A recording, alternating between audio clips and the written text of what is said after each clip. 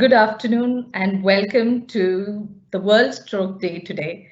From Aster DM Healthcare, I welcome all our panelists and Dr. Malathi, Aster DM's Group Chief Medical Officer and Group Chief Quality Officer, to launch today's comprehensive stroke program. Over to you, ma'am.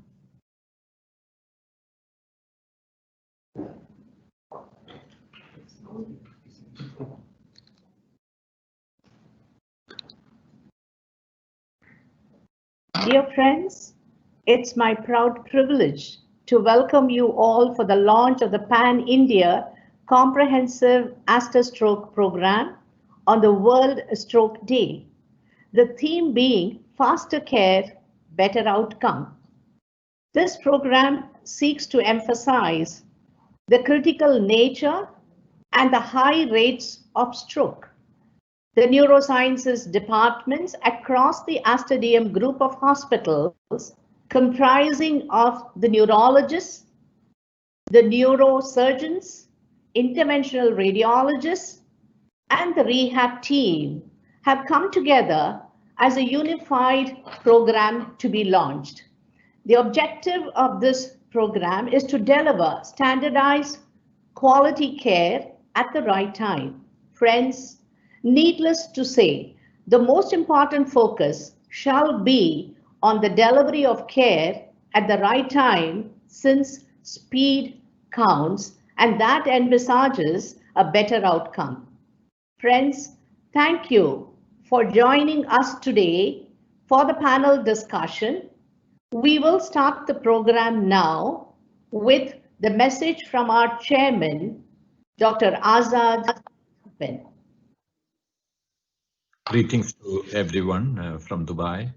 I'm extremely happy to address you on this very auspicious day, the World Stroke Day, as has been declared by WHO. Stroke, as we all know, is as bad as a heart attack. But unfortunately, this has not been given that importance. We all worry about heart attack, but when it is a brain attack or a stroke, nobody is actually that much aware the way in which it can be detected early as well as prevented. So there is a requirement for more of awareness regarding stroke, and World Stroke Organization has actually started this campaign about 10 years back, and WHO has taken it up. So it's very good that this year they have come up with the campaign to tell everybody that 1 out of every 4 of us will get a stroke in our lifetime, and don't be among that 4. It's very, very profound statement. Even though we know that 85 to 90% of stroke happens after the age of 50, there is a possibility of people who are in the younger age also getting stroke. So depicting them along with the older people, we can take out the notion that this is only a disease of the old age and everybody has to be careful. And if you learn it early, that's the best thing. And that's what WHO is trying. So we, as a large organization spread over 7 countries with a large number of hospitals, we have a responsibility to educate the public about the importance of stroke. And I foresee that this will go to a stage where it will be like the heart attack or the ischemic heart disease, where people are so aware, and as soon as they have something like, even a symptom of a chest pain, like, which may be non-cardiac many times, they rush to the hospital and they are being taken care of. That should happen even in stroke. So the FAST, which are the 4 symptoms of stroke, which is given: the face, the change in the face drooping, as well as the face in the hands, the weakness, and all those related things. We have to make people aware about that. And that is the whole campaign which is wanting. I once again wish all the best to the team that is taking care, starting from the neurologists to the physicians, to the nurses, to everyone who is involved in this campaign and wish the function all success. Let me also congratulate Dr. Malathi, our ever enthusiastic Head of Medical Services, and other colleagues of her who have taken this up to spread this message. Thank you very much. We now will have Dr. Harish Pillai, who is the Chief Executive Officer for our Aster DM Group of Hospitals India. May I request Dr. Harish to say a few words, please? Thank you, Dr. Malathi, and firstly, congratulations to all of you colleagues for assembling together to share your knowledge on this important day as declared by the WHO. The disease burden for a country like ours is just unimaginable. The data, what is there in the public domain shows that over the past 5 years, the incidence of stroke in India has increased by almost 100%. And when we look at the bucket of non-communicable diseases after coronary artery disease, stroke is the second largest contributor for mortality and morbidity within our country. And we are still an emerging nation in terms of our economic development status, and we just can't afford to have those kind of morbidities within our working population. Therefore, the attempt which all of you are doing today to share knowledge and best practices with each other will go a long way. A few words about the India clinical program. I believe that Aster units in India have amongst the largest neurosciences program amongst the peer group within this country. Whether we talk about physicians, neurologists, neurosurgeons, interventional radiologists, the rehab program, social workers, it's a fairly comprehensive program. In addition to that, what is unique for Aster is our Aster volunteer program, where we have committing free time and also combined resources, whether it's our own infrastructure, our equipments, and also our manpower for the benefit of the communities in which we serve. I hope that such an event in which all of you are taking part will give more thrust towards increasing awareness in the community, and that will go a long way to promote decrease morbidity and mortality in the communities that we serve. Once again, I would like to thank Dr. Malathi, all the Chief of Medical Services, the entire neurosciences faculty for taking part in this momentous day. Best wishes to all of you. Thank you. Thank you very much, Dr. Harish, for those valuable messages. We now will be starting off with the program, which will be a panel discussion, and it is my proud privilege to introduce to you Dr. Kumaravelu. Dr. Kumaravelu is going to be the moderator for this panel discussion. A brief about him. Dr. Kumaravelu graduated from AFMC and is a topper in advanced medicine. He has completed his DM from the All India Institute of Medical Sciences, an ex-member of the Indian Stroke Association, and a fellow of the Indian College of Physicians and Indian Academy of Neurologists. He has over 30 publications, both national and international. He is a proud author of an original research paper in the use of tenecteplase in ischemic stroke in India. His special field of interest is advocacy of stroke. I would now invite Dr. Kumaravelu to take over the session of panel discussion and introduce the panelists as well. Over to you, Dr. Kumaravelu. Good afternoon, colleagues. Thank you, Dr. Malathi, for this nice introduction. Now, I'll try and do justice to my panelists, who are all an elite lot. Before I introduce the panelists, I'll just give you an overview of the stroke as it happens in India and the various complications thereof. Yeah. Next.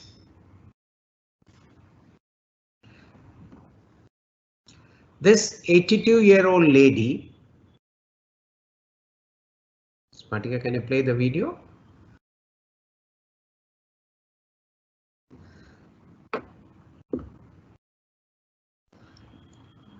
You can see that when she was asked to show her teeth, the right half of the face refused to move and the left half is moving around. Next, we'll go to the next video. As we asked this 82-year-old octogenarian to lift both her hands, you will find that the right hand is not able to sustain and falls onto the side. Next video. Now this is after giving the injection to this lady. Actualize was provided to her, and within an hour of getting actualized, this is what she is. She is following the observer and she is able to lift both hands comfortably. Next.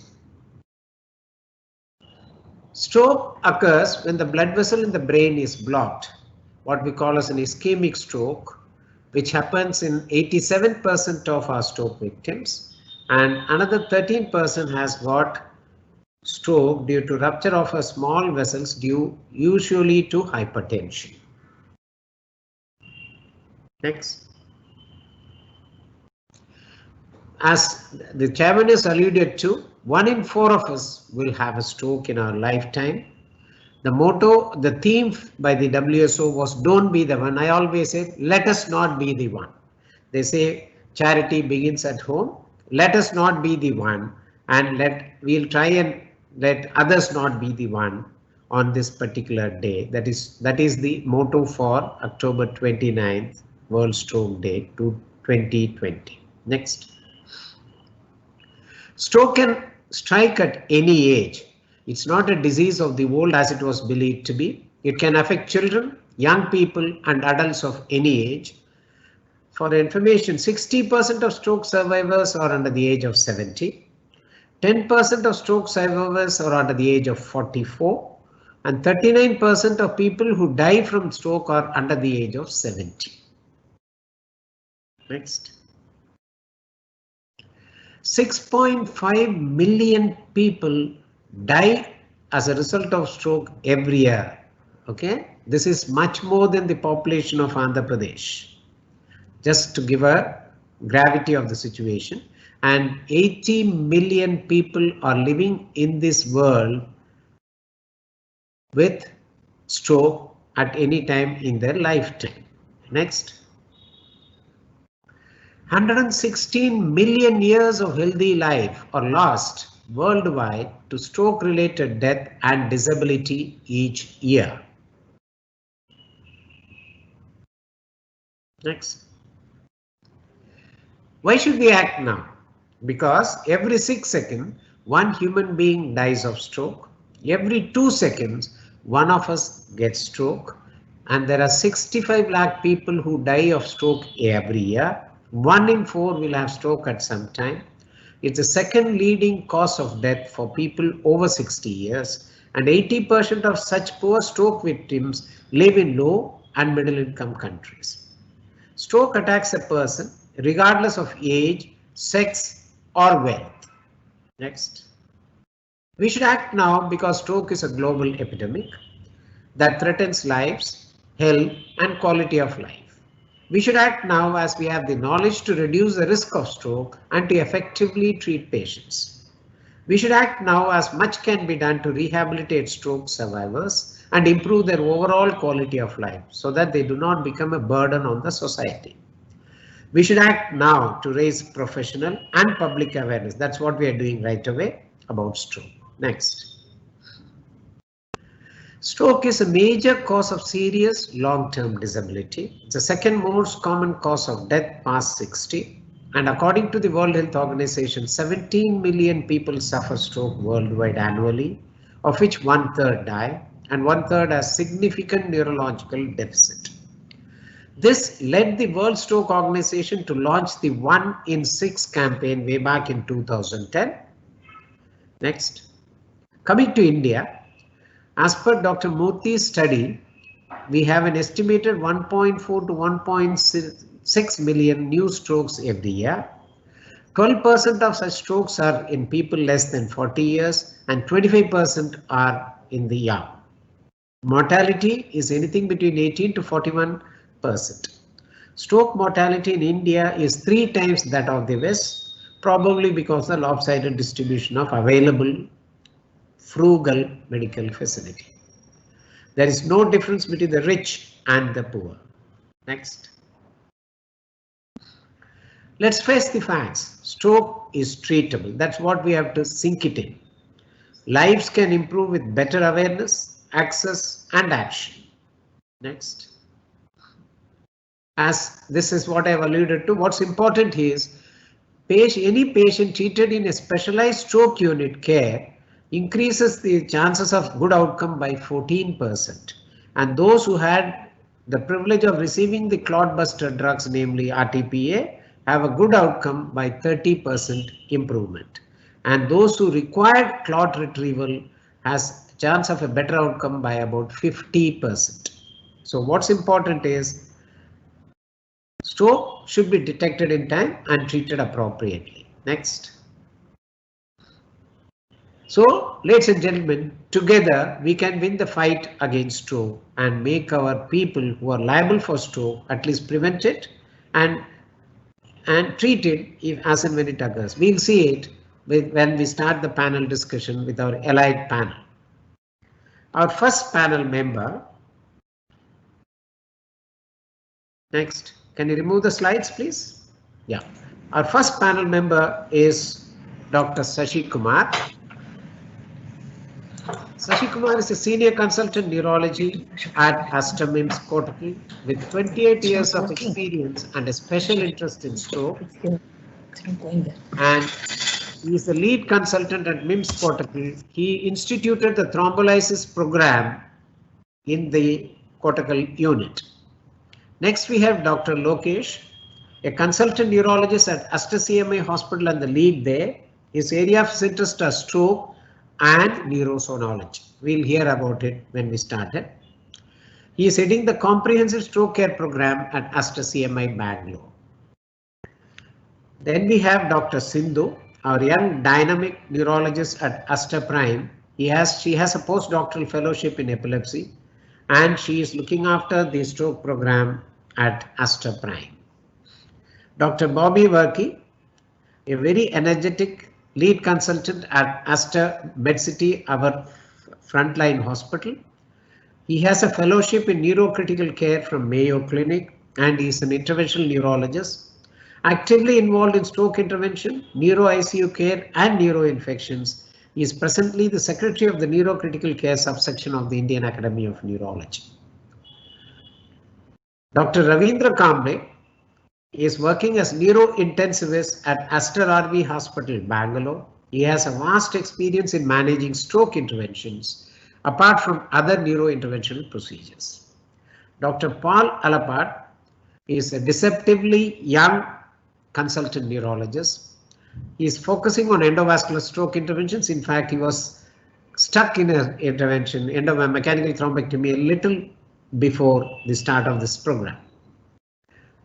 To finish the list, Dr. Srijit, consultant Department of Neurology at Aster MIMS, Kannur. He is a native of Kannur and he is a product of Calicut Medical College, both his MBBS, MD and DM. And he is working as a stroke neurologist at Aster MIMS, Kannur. Now, with the introduction of this elite panelist, we'll set the ball rolling by starting with Dr. Sashi. Sashi, is stroke preventable? Yes, sir.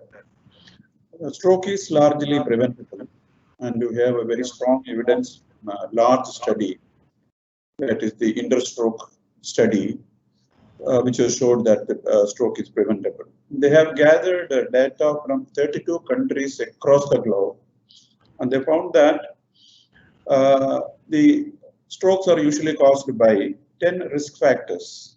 They are hypertension, smoking, hyperlipidemia, diabetes, alcohol excess, stress, obesity, heart disease, and lack of physical activity and poor diet. 10 of the factors that we know, I just enumerated. They found that 90% of the strokes are caused by these 10 factors. And all these factors are modifiable. So we assume that the 90% of the strokes are preventable. Also, should I continue? Yeah, please. This year's stroke slogan actually tells us that physical activity reduces stroke.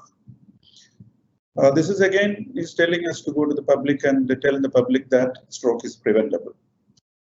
To prevent stroke, actually WHO tells us to target two populations. One is the so-called high-risk patients. High-risk patients are the ones who come to the hospital with the diabetes, hypertension, metabolic syndrome, and all that. So here, the primary treating physician, apart from treating the primary disease for which he has come optimally, he should also impart the knowledge that stroke is a candidate for stroke and how this can be prevented. Especially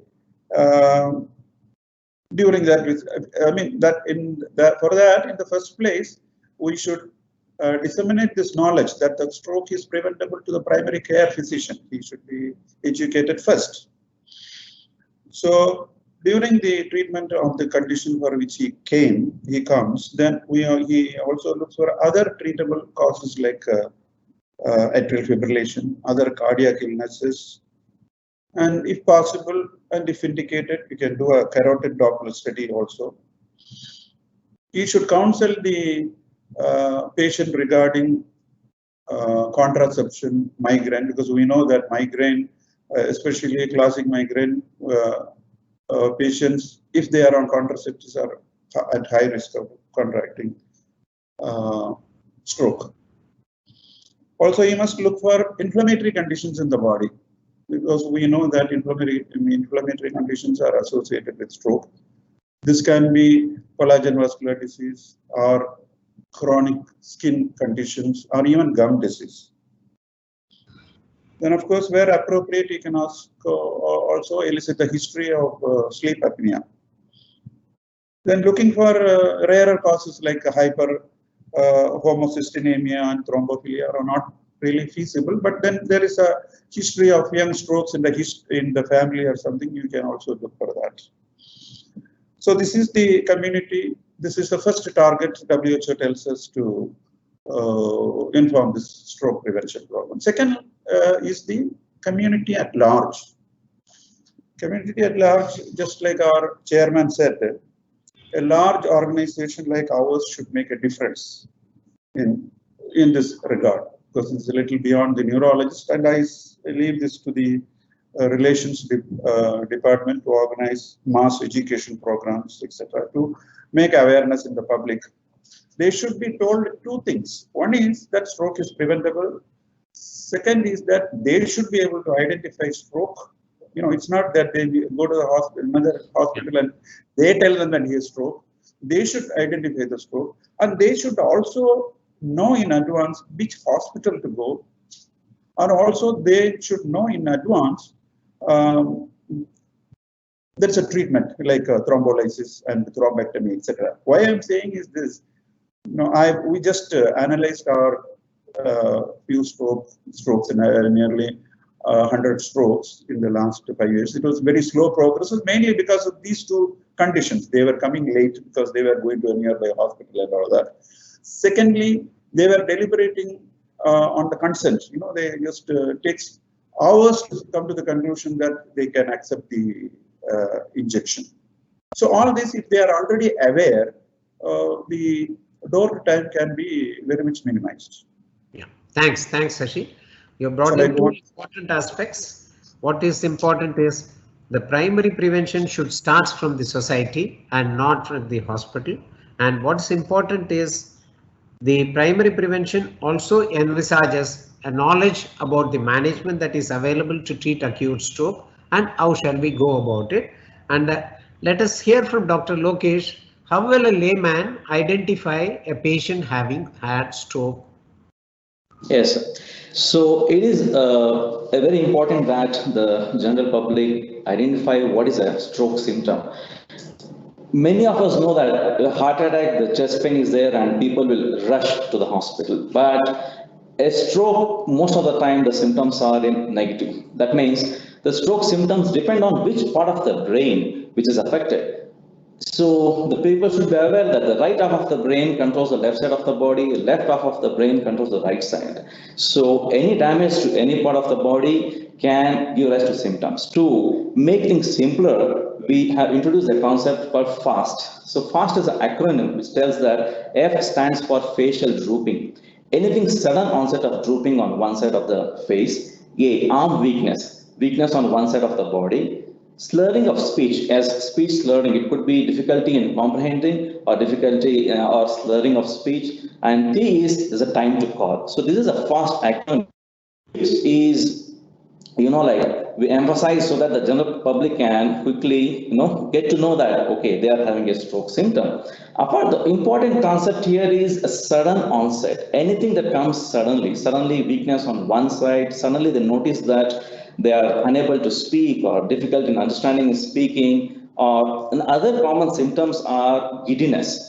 This is one of the symptoms that people tend to, mistaken. It could be because of high BP or low BP. So, but these symptoms like sudden onset of giddiness, blurring of vision, or like sudden onset of like swaying. So these are the symptoms which will tell us that, okay, there is something wrong with the brain, and then that needs to be taken seriously, and the person whoever encounters the symptoms should rush to a stroke ready hospital immediately.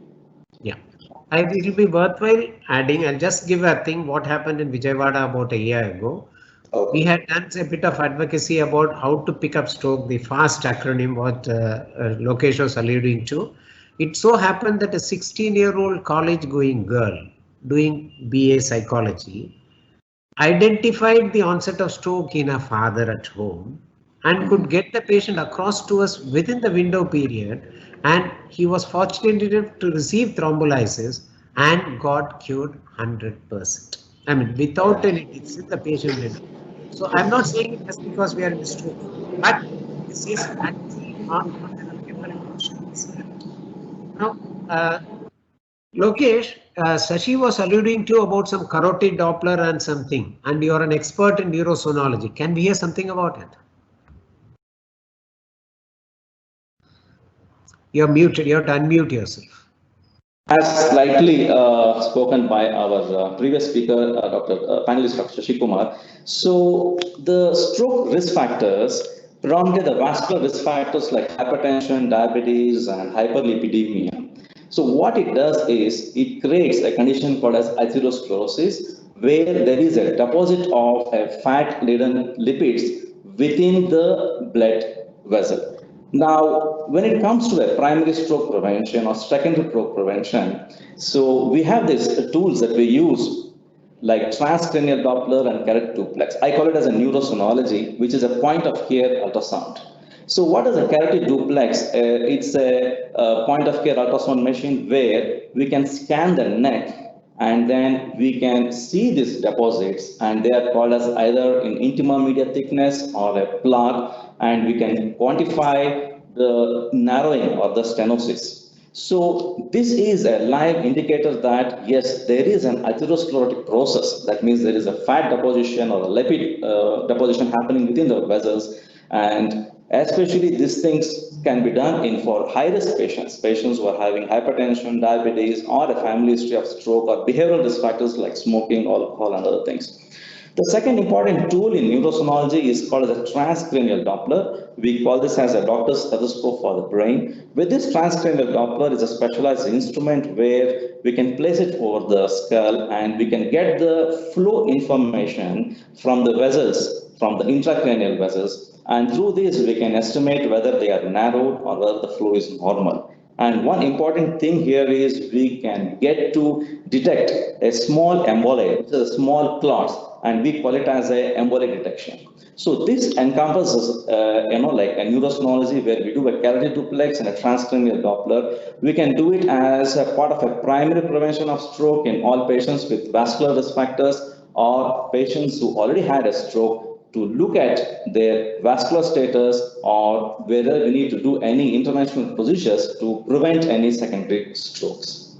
That was a nice review of neurosonology as applicable to stroke.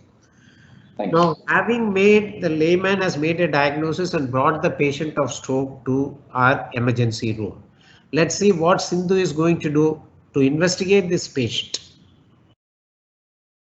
So yeah, once the patient comes to us to present to an ER within a window period, we need to tailor all our investigations because every minute counts in stroke.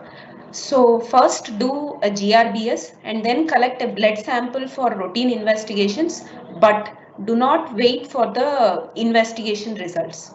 Then shift immediately the patient to CT room and get the CT brain done. And if the CT brain doesn't show any hemorrhage, we are good to go for thrombolysis if no contraindications for thrombolysis is there. Okay, So good. I think we should not do much investigations. Great. What is the golden time window concept, Sindhu? Would you like to say a few words on that? Yeah, to the present guidelines, we can thrombolyze within 4.5 hours from the symptom onset according to the AHA guidelines 2018. But this 4.5 years is considered as a golden window period. As rightly coined, time is brain. The earlier we thrombolyze, the better the outcomes are. Hence, so every minute counts in the stroke. So the goal is to reduce the door to needle time to less than 1 hour. Yeah, good. See, the thing is, as Dr. Sindhu correctly pointed out, the earlier recanalization, the better, because the recovery rate and the side effect profile comes down significantly if you do it within 3 hours. It is as per the ECAS and other studies, we have extended the window up to 4.5, but of late this is coming under a bit of cloud with 2 publications which has come against the 4.5 hour window. Anyhow, as of now, the guideline says up to 4.5 hours one can thrombolyze a patient. And as he said, every minute delay leads to death of 19 lakh neurons. I repeat it, every minute delay leads to death of 19 lakh neurons in the brain. So we must not waste even a minute, leave alone half an hour or whatever it is. Now, Bobby, having come to this, patient has come within the golden window to us. How will you treat this patient? Yeah, so what we do is as soon as the patient comes, we activate the stroke code. The most important thing is the ED physician or the neurology resident on call immediately goes down. We rapidly rule out hypoglycemia, seizure, or our prime focus is to rule out any other stroke mimic that precludes us from taking the patient, from administering the timely intervention for stroke. So what we look for is the stroke causing a measurable deficit that is not clearing up spontaneously, and is the patient within that golden hour, is it really presented within a time that is amenable to any sort of intervention. So we always initiate the stroke code, we inform our radiology department, and we perform a comprehensive neurovascular examination that includes a CT as well as a CT angiogram. If the patient's time of onset of stroke is unclear, or if it's a wake-up stroke, or if it's a posterior circulation stroke with multiple deficits, then sometimes we ask for an MR with an MR angiogram to assess the status of the brain and the vessels. If the neurology team and the ED team feel that the patient has a measurable deficit, which is likely to require any urgent intervention, either in the form of IV thrombolysis or mechanical thrombectomy, we immediately inform the stroke suite and get the cath lab ready. The stroke team has already been alerted, and the imaging findings, including the angiogram, are rapidly interpreted and passed on to the neurology and the interventional team. And then we take a stat decision. If the patient has a small vessel occlusion, then the patient is offered IV thrombolysis. If there is a large vessel occlusion, then the patient is immediately either given a bridging therapy with IV thrombolysis and then offered the option of mechanical thrombectomy, or we go for other medical management, depending upon what the scenario tells us. But most important is that the findings on clinical examination are correlated with comprehensive neurovascular assessment with the CTA or an MRA and imaging, and these are of paramount importance in triaging the patient and deciding on further treatment. What are the agents available for thrombolysis in our country? Right now, the agents that are available include IV recombinant tissue plasminogen activator and tenecteplase. RTP or recombinant tissue plasminogen activator has been in use and is familiar to most neurologists for over a decade, whereas tenecteplase is a newer agent. I think Brigadier Kumaravelu is one of the people who have written a paper in the use of tenecteplase. Tenecteplase, of course, cheaper, easier to use, and can be administered very rapidly compared to Actylase. So these are two agents that all neurologists must know in their management and treatment of stroke. Yeah, what's as Bobby has rightly pointed out, tenecteplase has an edge over Actylase at the moment, in that it's given as a bolus dose without wasting much time and can be administered in a periphery where monitoring for 1 hour may at times be difficult. So having seen that, we have thrombolized our patient. We take the patient, as Bobby suggested, taken the patient after thrombolysis to the suite because he did not improve that well. We did a CT angiogram and found that the patient had a left M1 occlusion. Let's see what Ravindra has to do about this patient. Ravindra, your baby. Yes, sir.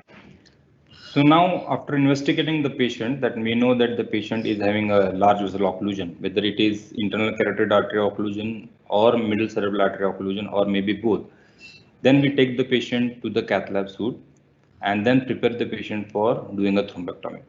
Now, what actually is thrombectomy is, we do this procedure by through the femoral approach, where we take a small puncture into the femoral artery in the groin and take the catheter right up to the internal carotid artery.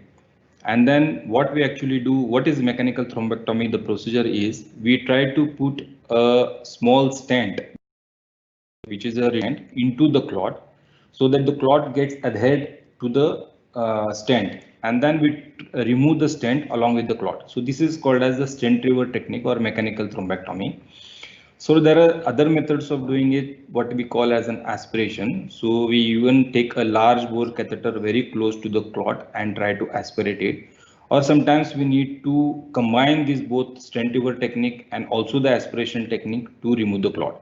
So whatever the technique we do, we try to open the artery so that the artery recanalizes and the blood flow to the brain restores. So the major goal is always to salvage the brain tissue from getting infarcted, so that the patient shows a good clinical improvement after doing a mechanical thrombectomy. Now tell me, Ravindra, you want to say, somebody wants to say something? Ravindra, which are the, suppose a patient has come to you, he has got a NIHS score of say 3 and he is not able to speak, and he has got a large vessel occlusion, left M1 occlusion. What will he do? Or what will be the recommendation? What would you like to do? So in these patients who has even NIHS score of 3 and who has a large vessel occlusion, say middle cerebral artery, in these are the good candidates to do a mechanical thrombectomy, because sometimes they don't respond to the IV thrombolysis. So in these cases also, we try to go in and do a mechanical thrombectomy. Okay. We seem to have lost touch with Ravindra at the moment. Like what we call as a TK. Okay, fine. So Ravindra, I'll just this thing chip in for you. If imaging shows a large vessel, large infarct, large volume, and an aspect less than 6 on CT, with poor collaterals on angiogram, but the patient is within 6 hours of onset of stroke, should we carry on with the mechanical thrombectomy or do we do otherwise?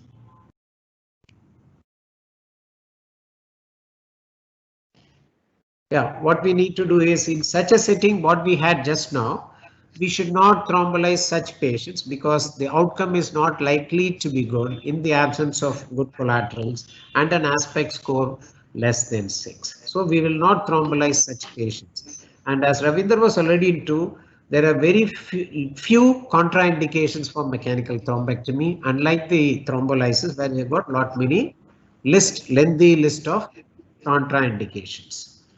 Now, having said that, we'll ask Paul how will you manage the blood pressure in the first 24 hours during thrombolysis and post thrombolysis? Blood pressure management in stroke prior to thrombolysis in a patient in the window period is there are BP cutoffs which have been decided according to the American Heart Association, Stroke Association guidelines, and you have to keep the BP below 185, 110. And that is an arbitrary cutoff kept where complications of bleed are more if you go above that BP, and you are more safer to thrombolyze when the BP is lower. So you have to ensure that the BP is low at 185, 110, and then you go ahead with the thrombolysis. And for the next 1 hour, you have to ensure that the BP is less than 180, 105.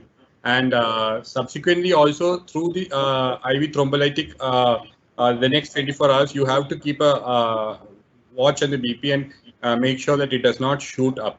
Now, BP if you are going for a bridging thrombectomy and you have done a successful thrombectomy and there is good reperfusion, you have to usually you keep the BP less than 140 or near normal values. And if you are not done any of these procedures, that is, you are not done a mechanical thrombectomy or IV thrombolysis, it is always best to keep the BP as it is unless it crosses a BP of 210, 110, 120, because most of these strokes, especially the small perforator strokes or the large vessel occlusions, you may cause collateral failure when you or the perforator failure when you decrease the BP. So it is always better to maintain the cerebral perfusion. BP is always a balance between your cerebral perfusion and the risk of hemorrhagic transformation due to when you have a blood-brain barrier breakdown. Yeah. What, as Paul has correctly said, blood pressure should be managed appropriately in the settings. It's usually the cutoff is around 180 upon 105 is what the JNC 7 mentions, and 8 also. And we should use an agent which one is comfortable with. I always say there are 3 molecules mentioned in the JNC, Joint National Commission, but whatever you are comfortable with, like I am very comfortable with labetalol. So I prefer labetalol usage for control of blood pressure in that acute setting. If you're comfortable with enalapriate and other things which are available to you, you can do that particular agent as is convenient. 2 things, availability at the local level and the comfort of the treating physician. 2 important parameters which will decide the drug that is being used. Now having said it, we have said something about, I had made in my slide some 14% chance of a good outcome when a patient is treated in a stroke ICU. Can you tell me what is the role of a stroke ICU and how is it how it is created? Sir, that is one of the best points made. That is the role of the stroke ICU. Irrespective of whether you have IV thrombolysis or a mechanical thrombectomy or anything, it has been found out that just by having a good stroke ICU and a comprehensive and good stroke ICU, you have better outcomes on patients. That has all to do with the stroke ICU. The management is due to the multidisciplinary effort you put in a stroke ICU and the continuum of care you take from the ED to the rehab team and the multidisciplinary rounds you take and the focus on stroke, because most ICUs are historically focusing on cardiorespiratory parameters, ventilatory parameters, etc., without a focus on stroke. So when you have a stroke ICU, you know the BP which has to be managed, which Sir had emphasized earlier about the BP cutoff and how important it is. Because most of the cases, even from the ED, when the stroke ICU people only manage, even you respond to the call of an acute stroke from the stroke ICU, because you have to be with the patient from the start to the end, and that continuum of care is there in the stroke ICU. And you will have stroke bundle sets where you go through bundles or stroke order sets in which you go through the stroke checklist for each and every patient, look for early mobilization, do this dysphagia screen, and look for DVT, start early DVT prophylaxis. All these measures make important treatment outcomes in stroke patients. So especially with regard to BP also, we know what is there to manage. A stroke patient is unlike a cardiac or a respiratory patient. He will be sitting silently, and if he's aphasic, all the more bad. No one will care for him in another ICU because he will be there. But while a cardiac patient will be complaining of chest pain, a respiratory compromised patient will be having breathlessness. So a doctor or a nurse will always be alert. But in a stroke, it is to do with the brain. And especially with the brain, it may be quiet. You have to look out for the neuronal loss, and which may be permanent by the time you intervene. So it is about the rapidity of care and the know-how in the importance of stroke ICU. What are the complications that you are envisaged to see in an acute stroke patient? As acute stroke care physicians, interventionists, everything, the most dreaded complication what we all face is the bleed. And that is the number one complication which we have especially when we are going ahead with thrombolysis or mechanical thrombectomies. And all that has to relate to what was said previously, the good management of BP and a good stroke ICU. So other than bleed, other complications which we routinely see in stroke are the aspiration pneumonia, and then we will have a DVT with pulmonary embolism, and we can have then all the other things like hyperglycemia, hypothermia, etc. has to be managed in a good way. With the most important thing is related to bleed with specificity with stroke. All other factors can be seen in other illnesses and all, just like in a other ICU. And for the bleed, it is always about BP management and knowing your stroke and what type of stroke it is. You must remember about cerebral edema also. That's very important. Coning can be a major hassle, and if not detected in time, we may lose the patient. So the earliest dip in sensorium of a stroke victim should warn you of a possible herniation and should be addressed appropriately depending on the condition and the facilities available in your center. Now, having treated an acute stroke and made him stable, now we'll come to certain special situations. Srijit, what is wake-up stroke? One of the members had asked, what is wake-up stroke? How will you identify the time? So many people go to bed as usual and wake up with stroke symptoms. And these patients we refer to as having wake-up stroke because they woke up with stroke symptoms. And previously, we were not used to offer TPA and other throat-busting treatments to these patients because the time of onset has to be considered to be the time they were seen last normal, and often the time is the time they went to bed. So, a study published in 2018 in New England Journal of Medicine called Wake Up Trial provided evidence that using MRI technology, using a parameter called diffusion flare mismatch, we can correctly identify patients among these wake-up stroke patients who are eligible for IV thrombolysis. And from 2019 onwards, this has been incorporated into North American stroke guidelines as well. These wake-up strokes are not a minority of cases. Up to 25% of cases occur as wake-up events. So this data is very important for providing effective treatment for patients. How will you ascertain the time of onset in a wake-up stroke where the actual time of onset is not known? That was one of the questions from one of the members. I saw the questions as it is being published. Many wake-up strokes happen in the early morning hours. Say, happen just 1 hour before he woke up. Imagine like that. Then in that case, when we take the MRI, a sequence called diffusion-weighted imaging will show a bright signal, whereas another sequence called flare will not show a signal. So this mismatch, diffusion showing signal and flare not showing signal, this is called diffusion flare mismatch. That indirectly tells us that the stroke onset has been somewhere around 3 or 4 hours, not more than 5 hours usually.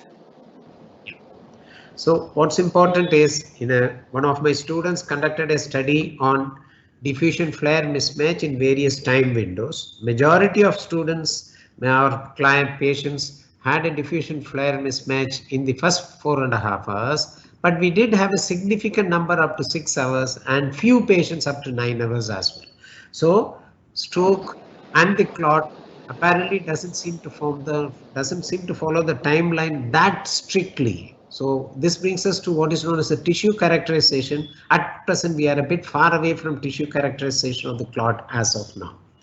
Now coming to this thing, how can we, now having discussed the various treatment modalities, let us see how we can reduce the onset to door time in stroke patients.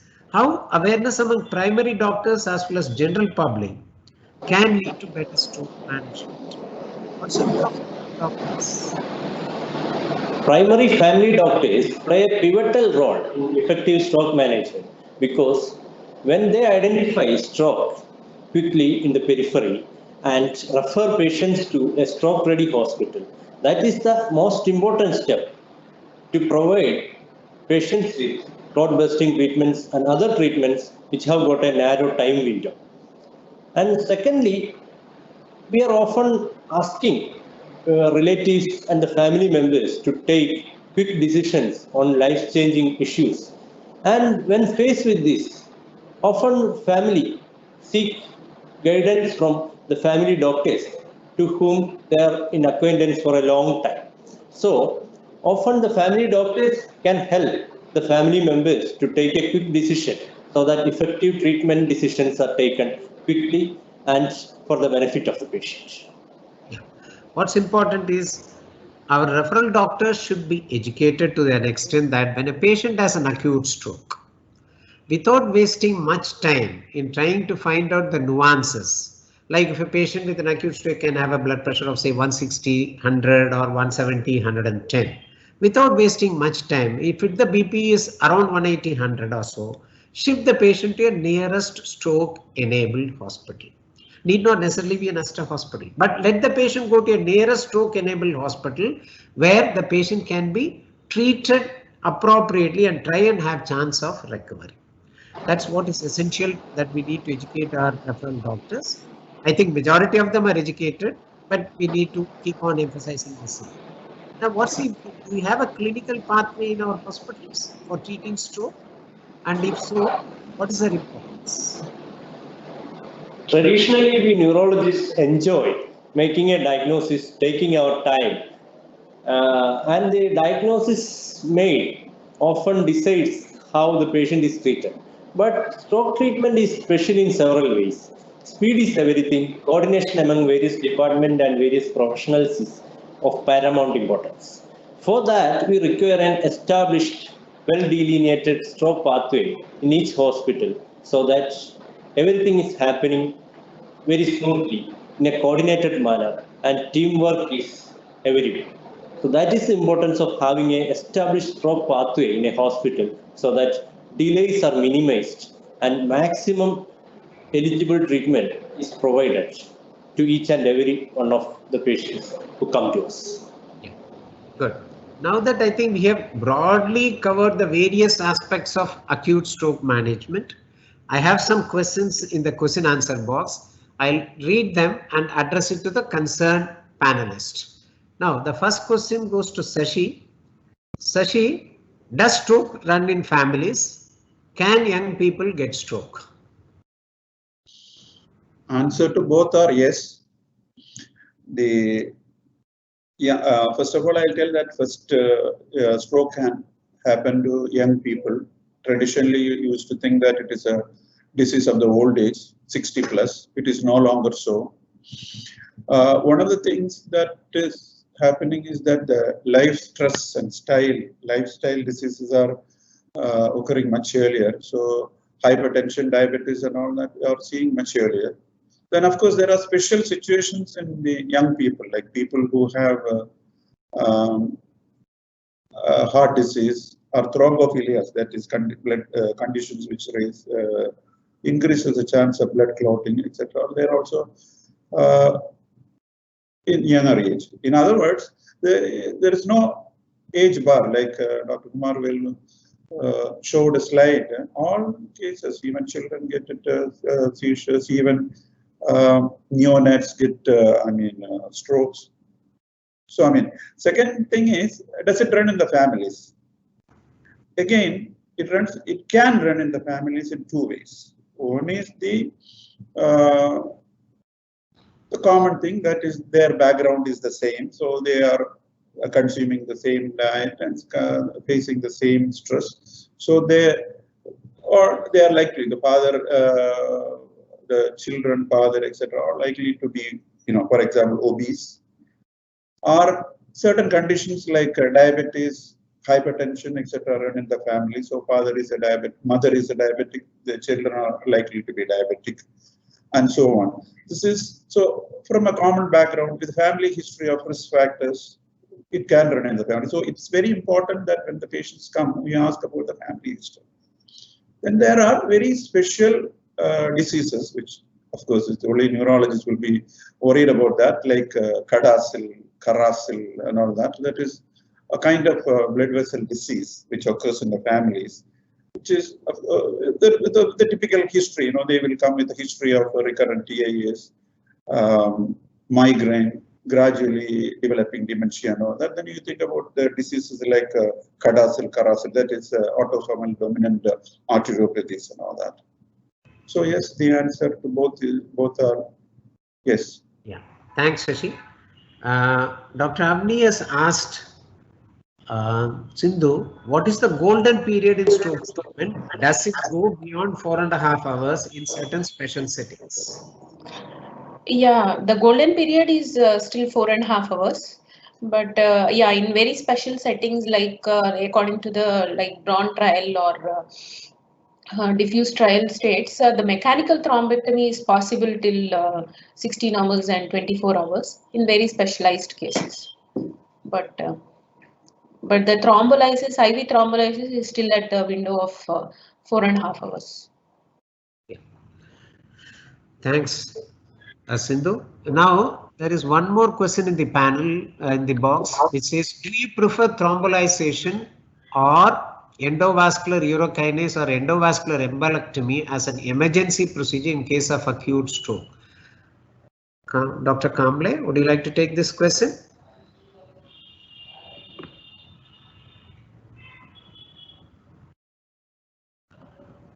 Kamble, can you unmute yourself? You have to unmute yourself, Dr. Kamble, you're muted. Yes, sir. Yes, sir. Can you hear me now? Yeah. Can you just repeat the question, sir, please? Do you consider thrombolization or endovascular embolectomy using urokinase?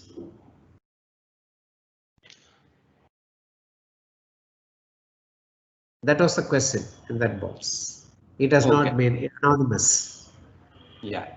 In previous, before the thrombectomy procedures were done, usually we used to do a urokinase or other fibrinolytic drugs. We could go into the artery and do a thrombolysis.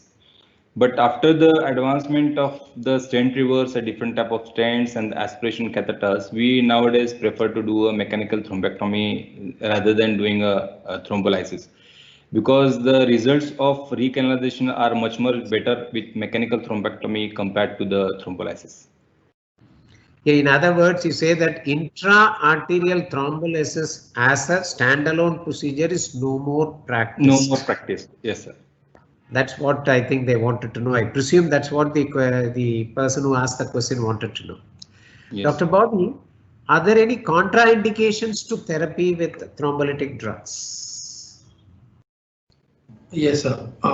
So first of all, probably the only absolute contraindications for thrombolytic drugs would be in the case of if there is some severe coexisting intracranial bleed, such as subdural hematoma, or if there has been a major recent bleed from some other area of the body, like the gastrointestinal or the genitourinary tract, or if the patient has undergone any major surgery within the last 14 days. All other contraindications are probably relative and can be managed, like for example, high blood pressure can be brought down with medications before thrombolizing. Severe hyperglycemia should not necessarily be a contraindication to thrombolysis. Intake of oral anticoagulants or even the newer oral anticoagulants can actually be reversed by medication and then thrombolized again. And there is also the option of going straight to the interventional suite without IV thrombolysis in case there is a large vessel occlusion, like Dr. Ravindra Kamble said. So there are very few absolute contraindications. Everything else should be judged in the context of the patient's stroke, and decisions should be taken in a combined manner, looking at everything, putting everything together into context. That is already. I'll ask you one more question. This I addressed to Jerome Engel when he came to AIMS when I was doing my DM. See, the point is, when a patient has got a concomitant myocardial infarction and an ischemic stroke, acute ischemic stroke. Okay. Now the blood pressure, the cardiologist wants a BP around 140/90. At that time, we used to want to maintain the BP around 180/100. Now, what shall we do? So the cardiologist wants the BP down and you want the BP up. No, in the post-MI, they don't want it so high. 140/90, 160/90 is the maximum they want the BP to be. So I think again the question. Our neurology used to keep it around 180/100 was our concept then. Though I was part of one of the study which was published about 2 years back, where the blood pressure really doesn't matter whether you keep it so high or a normal blood pressure, it doesn't really affect the outcome. Yes. That's a paper we published along with the Australian group. I also think that blood pressure is only a guideline. Whatever for example, if the patient has an acute MI, I think that should take precedence. As far as the brain is concerned, we have options of doing thrombectomy or something else and recanalizing, and keeping the blood pressure high. If you have recanalized the artery, doesn't really matter. Even in a lenticular striate artery, if you've thrombolized, I think you can get away by reducing the BP and keeping it within a reasonable range. Yeah. So I think you can definitely follow the cardiologist's advice. I always, Jerome, what he said was, it all depends on your relationship with your cardiology colleague. That's what he said. In a lighter, just to keep the matter light. Yes. Now, one more question to Dr. Lokesh. Lokesh, you said about fast, isn't it? Yes. Do we have an Indian equivalent of fast? I'm very fond of that sign. I mean, you mean to say what actually you're trying to say? Indian equivalent? This one. Okay. Right. See, why I say this thing is, I always popularize it with the public when I keep addressing them is, ask the patient to stand up and say namaste with folded hands. Okay. If this thing could be done, your BFAST is covered. Not only fast, your BFAST is also covered. Okay, balance, yes. Everything is eyes, balance, everything gets covered in that. Such a simple thing. Ask your patient, and in Corona, it becomes the order of the day. That's how we greet each other. Namaste. That's what we greet each other, isn't it? Let the patient be told to say namaste with the folded hands, up, stand, and say. So standing, you've got your excluded limb, lower leg weakness, and gait, ataxia is covered, looked after. With folded hands, upper limb weakness is taken care of, and coordination is also ensured. And when the patient is looking eye to eye with you, you can make out whether the facial involvement is there or not based on the facial movement. And if the patient utters the word namaste or whatever you say, vanakkam, whatever you want to say, it becomes that the patient's speech is also assessed. That's how I say. And I feel, and I read it in one of the letters to the editor somewhere, and I got enamored, and it seems to be quite practical in our country. That's how I took it. Okay. Now, one more question in the chat box is, who should undergo stroke prevention and what tests are done for the same? Sashi. Is Sashi there? I can take this question, sir, if you want. Please. Hello, sir. Yeah. Like I said, stroke prevention is for everybody. Actually, the thing is, stroke, Indians are particularly prone for strokes. We used to say that there are two kinds of risk factors. One is modifiable and one is not modifiable. The non-modifiable risk factors are, the ethnicity. Indians are more prone. So all of us are prone for stroke more than the Westerners. Second is age. The older one are more prone. Then third is those people with the lifestyle diseases like diabetes, hypertension, etc. This is what I said earlier. Target two populations.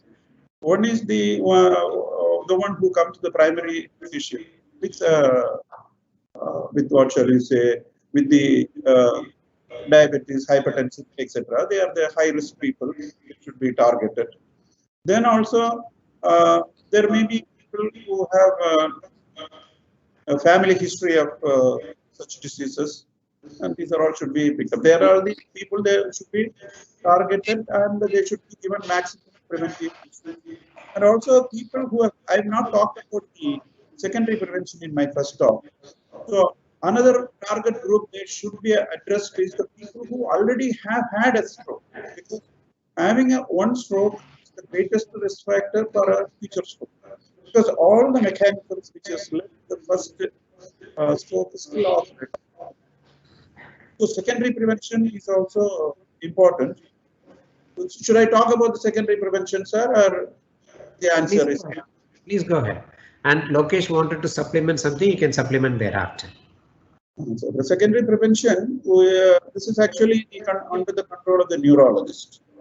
The primary prevention is largely by the primary contact physician or by the people who interact with the public.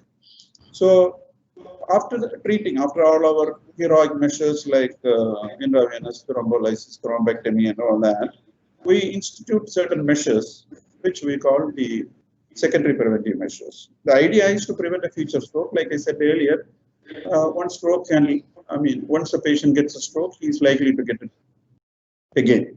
Not only stroke, they will get a MI or peripheral vascular disease because all these are diseases of the medium-sized arteries.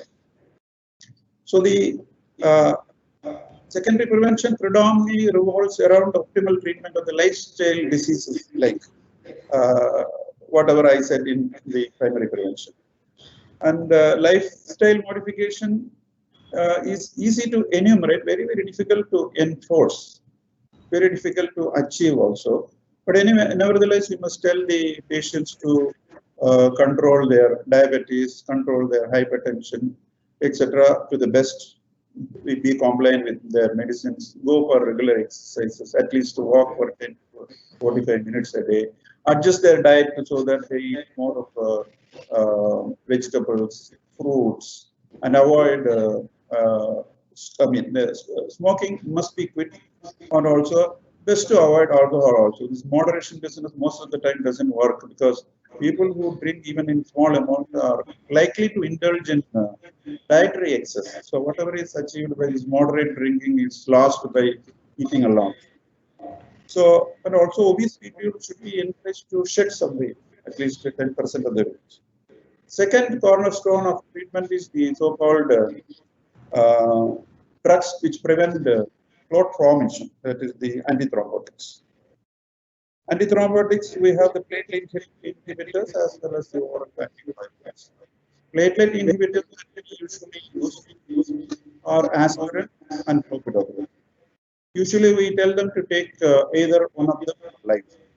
But then if there is a concurrent cardiac illness, we ask them to take both because some of the cardiologists are very fond of aspirin and get away without that. Even in stroke, immediately after an acute event, American Heart Association, Stroke Association has recommended dual antiplatelet therapy for a period of 21 days. This is slightly debatable. Some people agree. The latest NICE guideline of 2019, which says that they still prefer clopidogrel single drug after 15 days of aspirin use. So this is about the platelet inhibitors. Then the next drug that we use are the oral anticoagulants. Oral anticoagulants we use for prevention of cardioembolic strokes. Cardioembolic strokes occur in conditions with concurrent cardiac illness like atrial fibrillation, valvular atrial fibrillation or non-valvular, MI with the LV thrombus, certain cardiomyopathies, valvular heart diseases, then of course presence of prosthetic valves. Traditionally, we use vitamin K antagonists with the intention to keep INR in a target range of 2 to 3. But if it fails, you escalate it to 2.5 to 3.5. But sometimes we have to add aspirin to enhance the anticoagulable state, because sometimes even with the full anticoagulation, there may be failure, especially in the presence of things like a mechanical valve. Doctors, nowadays we prefer oral anticoagulants like direct oral anticoagulants, so called direct oral anticoagulants like epidaxan, dabigatran, and over the traditional acetylene and warfarin. Rightly so, actually. So many reasons. Yeah, thanks, Shashi. What's important is that for want of time, we'll just we'll keep it at this. Or amongst the oral anticoagulants, the direct oral anticoagulants, as Shashi has correctly alluded to, makes the life of a patient very comfortable, because vitamin K antagonist has got a very stringent food restriction, because the drug food interaction is significant in vitamin K antagonist, that we say. And if a patient has to really follow it, it becomes a misery for the patient to live. You can't eat this, you can't eat this, you can't eat that, and it becomes difficult. Now, Lokesh, you wanted to say something about it? Yeah, just supplementing what Dr. Sasikumar has mentioned. So for secondary stroke prevention, the bare minimal investigation is, one is, as we know, stroke is a vascular disease. A vascular assessment is a must, like a carotid duplex, a bedside test, where you can quantify if there is a plaque, if there is a keratostenosis, and then whether a person has to be on oral anticoagulants or not, cardiac imaging. So echo and ECG and a 24 hours Holter monitoring. These two investigations are a must to decide whether the etiology, because 80% of the stroke either atherothrombotic or cardioembolic, right? So put together, and then special risk factor workup like procoagulant workup, that should be under discretion of the treating physician depending upon the age and then lack of risk factors and other things. And just lastly, for primary stroke prevention, just like the cardiologist, how they do a treadmill test, they are doing this echo, just to see the vascular assessment. Yes, for stroke, if there is, we can do a National Stroke Association stroke risk card, where a person is having a diabetes or hypertension or irregular heart rate, and then we can supplement to this a carotid duplex and transcranial Doppler. We can look at the vascular imaging, and as I mentioned, atherosclerosis, presence of intima media thickness, presence of a plaque are the signs of atherosclerosis. And then based upon that, we can definitely initiate some stroke preventive medications, whether it could be cholesterol lowering medications or antiplatelets or blood thinners. Yeah, thanks. Thanks, Lokesh. Now, having seen that, we have a concordance to the tune of 70% between the heart and the brain. That's why they are always usually clubbed, I think. Okay, the vascular risk factors for cardiac and cerebral ischemic stroke are more or less identical.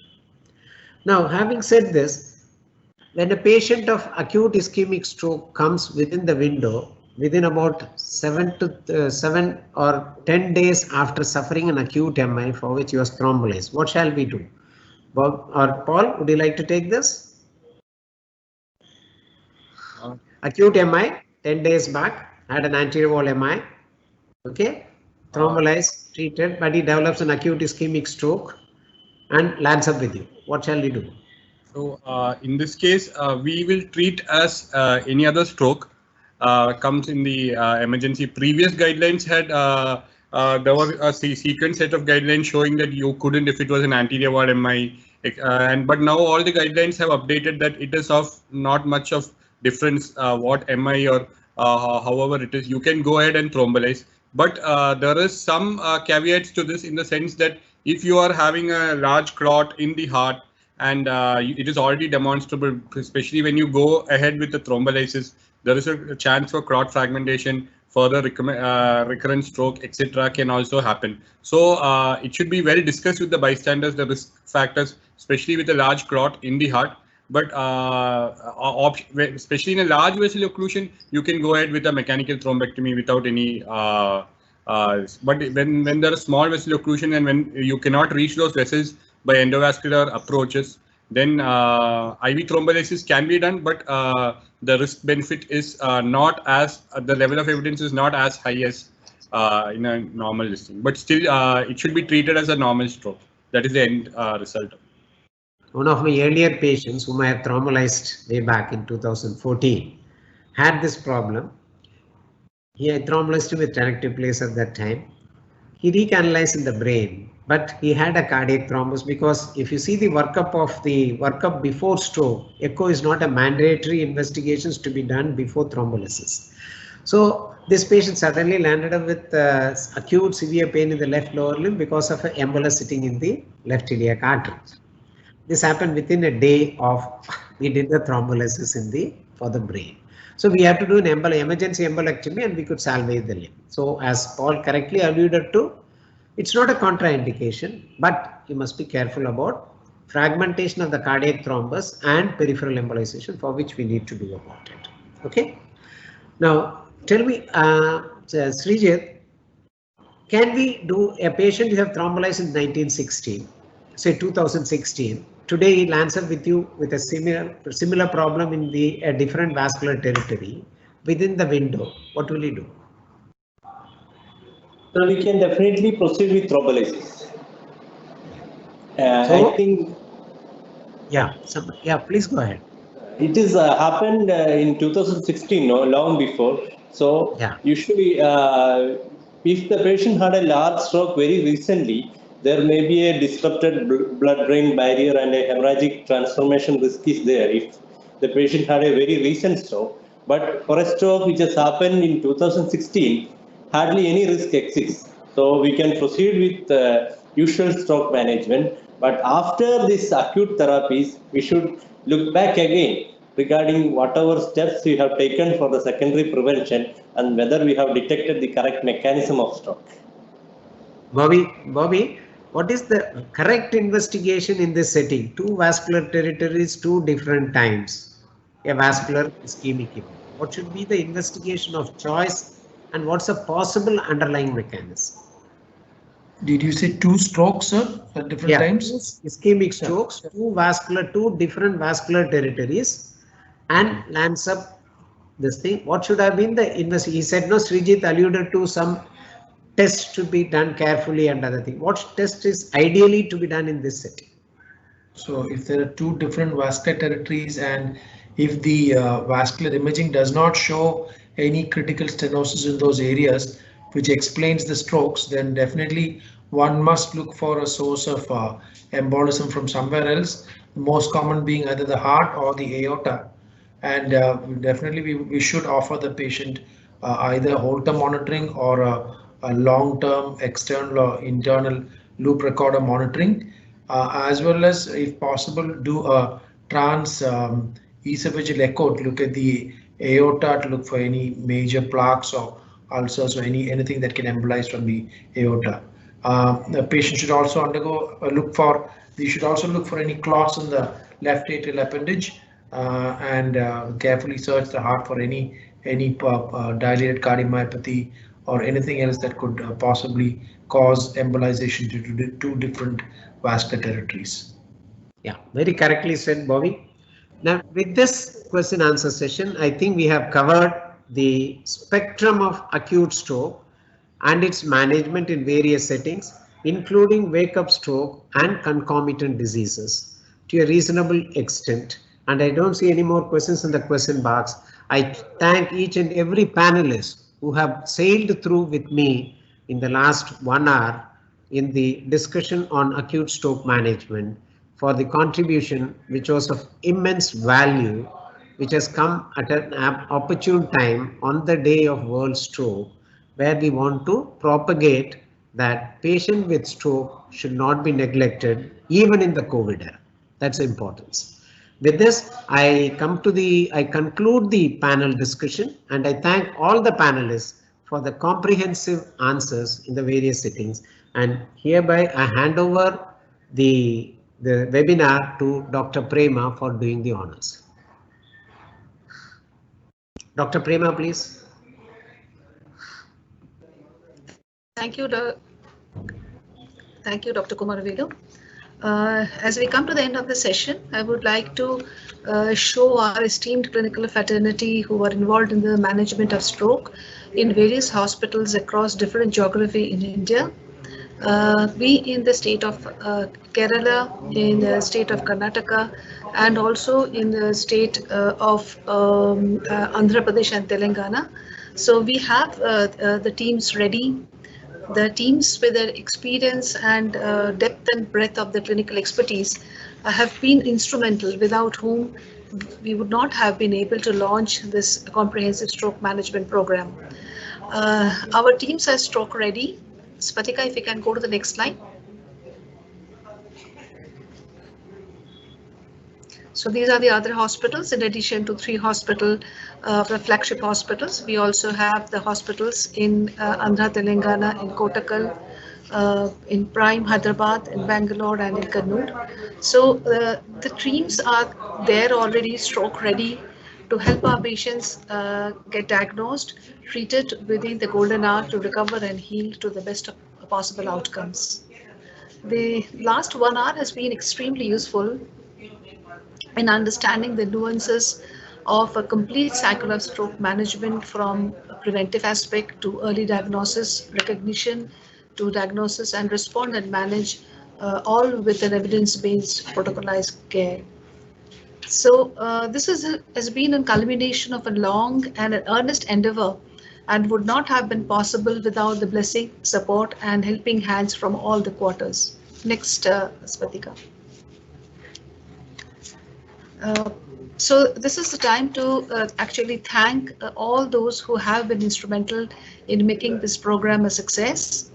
At the outset, I would like to express my profound gratitude to our beloved chairman for his motivation all the way to this very day of the successful launch. Thank you, Chairman, for the blessings. My deepest gratitude to Dr. Malathi, without whose constant guidance and dynamic leadership, this program would not have seen the light of the day. Thank you, Dr. Malathi, for relentlessly driving this to fruition, be it at the last minute, late night calls and WhatsApp messages. This has been actually helped us to make this program successful. We have been fortunate to have our CEO, Aster India, Dr. Harish Pillai, to share his thoughts and providing guidance, for always being there for guidance and support. Thank you, Dr. Harish. With deep sense and obligation, I would also like to thank Dr. Kumaravelu to kindly agree and drive this entire program and moderate today's panel discussion. I must mention his immense contribution, not only for today, but also framing and guiding the entire clinical program. With the same note, I would also my sincere thanks and obligation to our esteemed panelists, to spare your time and enlighten us on the critical aspects of the stroke management. A big thank you, a heartfelt thank you to all of you. It has been also a privilege to have you all as an audience, for your participation and contribution to make this session interactive and meaningful, and to help in the collective learning for all of us. So thank you for your patient hearing. Thank you. Thank you. My heartfelt gratitude also to our technology team, marketing and branding team, to help bring this program alive today. And a sincere gratitude to all who have been directly or indirectly have been helping us to make this program today. Lastly, a very special thanks to our Dr. Swatika for her immense help in stitching together this program by constantly updating and bringing all of us on board daily, almost daily, for a dry run and more of a dry run. So, and then we come to the end now. I must conclude the program by reminding us all our promise of treat you well, and especially on this very special day, the World Stroke Day, we make a commitment for a faster care and a better outcome. Thank you all. Stay safe. Thank you very much.